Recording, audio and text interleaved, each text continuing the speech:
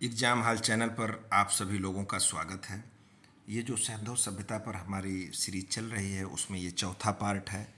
पहले दूसरे तीसरे पार्ट में हम लोगों ने सैंधव सभ्यता की उत्पत्ति और उसके महत्वपूर्ण स्थलों को देखा है और उनके महत्वपूर्ण स्थलों के वहाँ से जो साक्ष्य प्राप्त हुए हैं उनको भी देखा है। अब जो हमारा टॉपिक है वो सैंधव कला है। सैंधव कला में हम देखेंगे कि वहाँ पर प्रस्तर मूर्तियाँ कैसी थीं, वहाँ की प्रस्तर मूर्तियों के बाद मृण मूर्तियाँ कैसी थीं, धातु की मूर्तियाँ, मृदभांड, मनके और आभूषण के बारे में पढ़ेंगे। तो सैंधव कला में जो प्रस्तर मूर्तियाँ थीं वो अधिकतर सेलखड़ी, चूना पत्थर और बलुआ पत्थर की बनी होती थीं।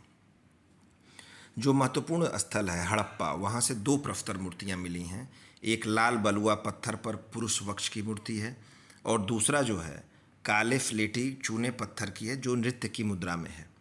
जो पहला बलुआ पत्थर था वो इतिहासकार माधव स्वरूप वत्स ने इसको खोज की थी और दूसरे पर जो नृत्य की मुद्रा में है उसको मार्शल महोदय ने शिव नटराज का आदिम रूप माना है। जो दूसरा स्थल है मोहनजोदड़ो, यहाँ से 12 मूर्तियाँ मिली हैं। एक सफ़ेद पत्थर पर संयुक्त पशु मूर्ति मिली है, शरीर भेड़ का एवं मस्तिष्क सूंडदार हाथी का है। दूसरी मूर्ति भी वहाँ से मिली है जो नरसिंह की मूर्ति मिली है। यानी मोहनजोदड़ो से जो दोनों मूर्तियाँ मिली हैं वो संयुक्त मूर्तियाँ हैं। पुरुष और मतलब मनुष्य और पशु दोनों की मिक्स मूर्तियाँ वहाँ से प्राप्त हुई थीं। इसी को ध्यान में रखकर इतिहासकार स्टेला क्रमरिस ने लिखा कि जिस भारतीय मूर्तिकला ने युगों युगों में अपनी परंपरा को अछूड़ रखा है उसका जो स्रोत है वो सिंधु घाटी कला से ही प्रवाहित हुआ था। यहाँ पर जो दूसरी प्रस्तर मूर्तियों के बाद हम देखेंगे धातु मूर्तियाँ। वो धातु मूर्तियाँ मधुशिष्ट विधि से बनी थीं। मधुशिष्ट विधि का मतलब क्या है कि धातु को मोम जैसा पिघलाकर सांचे में ढाल लेना, ये मधुशिष्ट विधि है। इसके बाद इनमें कांसे की मूर्तियाँ सबसे ज़्यादा मिली हैं। मोहनजोदड़ो, चनहुदड़ो, लोथल, कालीबंगा से कांसे की मूर्तियाँ मिली हैं। दैमाबाद से भैंसा, हाथी, गैंडे सहित कुल 4 कांस्य मूर्तियाँ मिली हैं। मोहनजोदड़ो से तांबे की 2 मूर्तियाँ मिली हैं, दोनों स्त्री मूर्तियाँ हैं। दोनों मूर्तियाँ नर्तकी की प्रतीत होती हैं क्योंकि इनके बाएं हाथ में चूड़ियाँ काफ़ी ज़्यादा मात्रा में साक्ष्य प्राप्त हुए हैं, 24-25 चूड़ियाँ प्राप्त हुई हैं। तो जॉन मार्शल महोदय ने जो अपनी पुस्तक सिविलाइजेशन, इंडस सिविलाइजेशन पर लिखी है उसमें इनको डांसिंग गर्ल कहा है। अब जो हमारी मृण मूर्तियाँ हैं, मृण मूर्तियों में हम देखेंगे कि आग में पकी मिट्टी की मूर्तियाँ जिनको हम टेराकोटा फिगरिन कहते थे, आग में पकी मिट्टी की मूर्तियाँ होती थी जिनको हम टेराकोटा फिगरिन कहते थे। इसमें आप देखेंगे कि समस्त मूर्तियों में 75% पशु पक्षियों की और 25% मानव मूर्तियाँ हैं। हड़प्पा से गर्भवती महिला का, आटा गूंथती महिला की मूर्तियाँ प्राप्त हुई हैं। बनावली से प्राप्त एक नारी मूर्ति प्राप्त हुई है जिसका पक्षी जैसा चेहरा है और जो शिशु को दुग्ध पान करा रही है। मोहनजोदड़ो से जो है घुटने के बल चलते हुए 2 बच्चों की मूर्तियाँ प्राप्त हुई हैं। मेहरगढ़ से सैंधव सभ्यता की सबसे प्राचीनतम स्त्री की मूर्ति मिली है। आप देखेंगे जब हम सैंधव समाज को पढ़ेंगे तो साक्ष्यों के आधार पर जब हम समाज का अवलोकन करते हैं तो उसमें जो ये स्त्री की मूर्तियों की सर्वाधिक संख्या प्राप्त हुई है इसके आधार पर हम कहते हैं कि सैंधव समाज मातृसत्तात्मक प्रतीत होता था। नौसारो और मेहरगढ़ से जो महिलाओं की मूर्तियाँ प्राप्त हुई हैं वो मांग में सिंदूर है उनके। इसके अलावा पशुओं में सर्वाधिक जो है वो कुबड़दार वृषभ की प्राप्ति हुई हैं और पक्षियों में सर्वाधिक मूर्तियाँ गौरैया की प्राप्त हुई हैं। एक विशेष ध्यान देने वाली बात है कि जो सैंधव सभ्यता है वहाँ से गाय की मृण मूर्ति नहीं मिली है। लोथल से घोड़े की मृण मूर्ति, कालीबंगा से आक्रामक वृषभ की मृण मूर्ति प्राप्त हुई है। हड़प्पा से मछली, कछुआ और घड़ियाल की मृण मूर्ति भी मिली है। इसके बाद जो है हम मोहरों को देखेंगे। पुरातत्व में मोहरों का भी विशिष्ट योगदान होता है साक्ष्य के आधार पर। जो सैंधव सभ्यता की मोहरें थीं वो गोमेद, चर्ट और सेलखड़ी की मोहरें थीं। सर्वाधिक मोहरें सेलखड़ी से निर्मित हैं। अपवाद स्वरूप लोथल और देसलपुर से तांबे की मोहरें मिली हैं। देखेंगे कि जो सैंधव सभ्यता से मोहरें मिली हैं उसमें 68% या 70% से ज़्यादा मोहनजोदड़ो से ही प्राप्त हुई। सैंधव लिपि एवं सैंधव धर्म की अधिकतम जानकारी हमको मोहरों से प्राप्त होती है। मोहरों को ही हड़प्पा संस्कृति की सर्वोत्तम कलाकृतियाँ माना गया है। इसके बाद हम देखेंगे कि इन मोहरों पर जो सर्वाधिक अंकन है वो पीपल के वृक्ष का और एक फिंगरी पशु का यूनिकॉर्न का है। गाय, घोड़ा और ऊँट का अंकन नहीं है। तो जो सैंधव सभ्यता की लिपि है और उसके धर्म की जानकारी है वो हमें सबसे ज़्यादा मोहरों के आधार पर ही प्राप्त होती है। मोहरों पर बने चित्रों से हम उस समय की धार्मिक पद्धतियों का भी एक अंदाज लगा पाते हैं कि किस प्रकार की होंगी। जैसे सर्वाधिक अंकन जो है पीपल का था और एक श्रृंगी पशु का था, तो इसके ये लगता था कि ये पूजनीय थे उस समय या विशेष महत्व रखते थे। अब है मृदभांड परंपरा सैंधव सभ्यता की।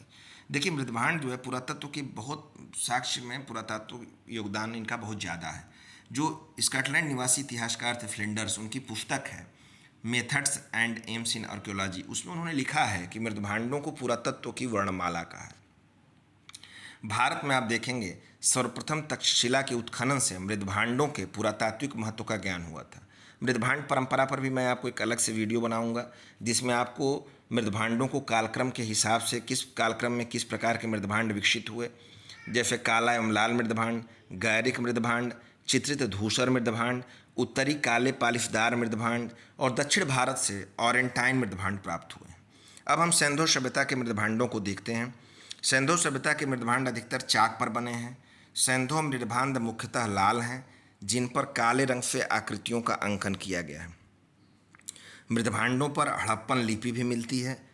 मृदभांडों पर जो सैंधव सभ्यता के थे ज्यामितीय आकृतियाँ मिलती हैं, त्रिभुज का, वृत्त का आदि का। इसके बाद इसमें वनस्पतियों के चित्र मिलते हैं। वनस्पतियों में पीपल की पत्ती, खजूर, ताड़ और केला की पत्ती का। पशु पक्षियों में वृषभ का, हिरण का, बारहसिंघा, मोर, सारस, मछली का चित्रण है। हड़प्पा के मृदभांडों पर जाल के साथ मछुआरे का चित्रण, दूध पिलाती हिरणी का चित्रण भी है। लोथल के मृदभांड पर प्यासा कौवा और चालाक लोमड़ी का चित्र भी है। लोथल के अन्य मृदभांडों पर बारहसिंघे को पेड़ के नीचे दर्शाया गया है। इसके अलावा इनके जो मृदभांड निर्माण के भट्ठे थे वो मोहनजोदड़ो से, नौशारों से, हड़प्पा एवं चन्हुदड़ों से भी मिले हुए हैं। इसके बाद अन्य कलात्मक वस्तुएं जो हम देखेंगे हड़प्पा सभ्यता की, उसमें मनके हैं, आभूषण हैं और बाट माप हैं। बाट माप में चरट नामक पत्थर से निर्मित थे और ये घनाकार थे। बाट माप में मानकीकरण दिखता है। मेसोपोटामिया प्रकार के बटखरे हड़प्पा एवं मोहनजोदड़ो से मिलते हैं। जो हड़प्पीय तौल का अनुपात था वो 1:2:4:6 था।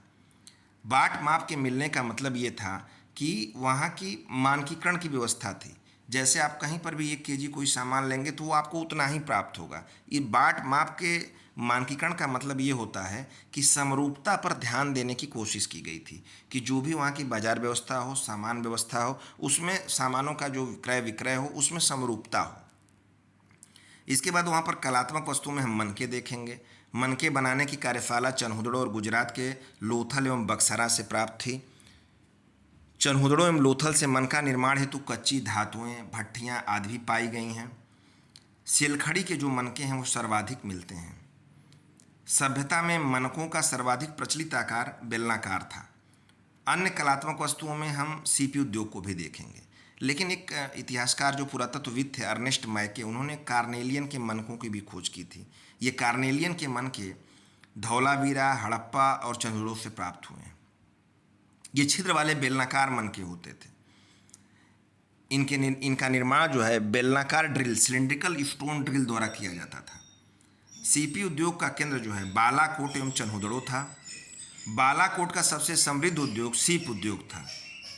वह सीप की बनी चूड़ियों का प्रमुख निर्यात केंद्र था और आभूषणों में सोने चांदी के हार, कंगन, अंगूठी, चूड़ियाँ, केश विन्यास हेतु पीने, कंघियाँ आदि अन्य कलात्मक वस्तुएं वहाँ से प्राप्त हुई हैं।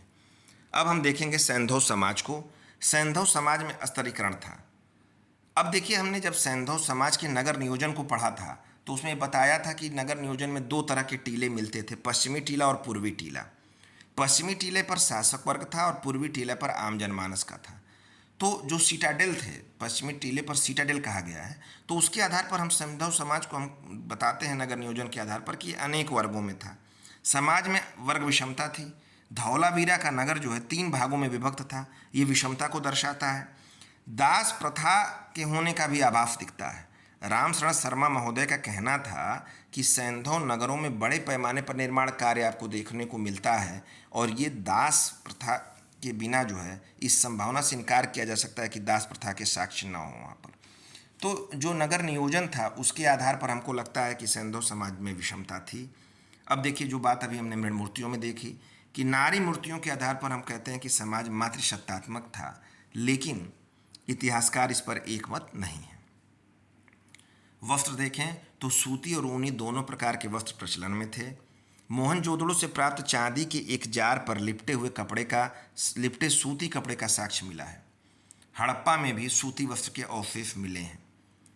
अब जैसे साक्ष्यों में हमने देखा था कि हड्डी की सुइयां मिली हैं, तो इससे ये था कि जो वस्त्र थे इनकी सिलाई में हड्डी की सुइयों का इस्तेमाल किया जाता रहा होगा। इसी के साथ अगर हम आभूषणों के साक्ष्य भी प्राप्त हुए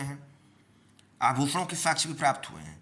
पुरुष और स्त्रियों में आकर्षक केश विन्यास का प्रचलन था। आप देखेंगे कि हड़प्पा से एक वैनिटी बॉक्स श्रृंगारदान प्राप्त हुआ था। अंडाकार चूड़ियाँ मिली हैं। नौसारो और मेहरगढ़ से भी आपको जो मृण मूर्तियाँ मिली हैं उनकी मांग में सिंदूर हैं। मोहनजोदड़ो से ईयर रिंग्स भी मिली है। मोहनजोदड़ो से वत्स को तांबे की एक बालपिन भी मिली है। तो इस तरह से इनकी आभूषण पर भी इनका विशेष ध्यान था। खान पान इनका देखेंगे तो ये शाकाहारी और मांसाहारी दोनों थे, क्योंकि इनके पास जौ, चावल, बाजरा और पशुपालन में भेड़ बकरी आदि का भी प्रयोग ये करते थे।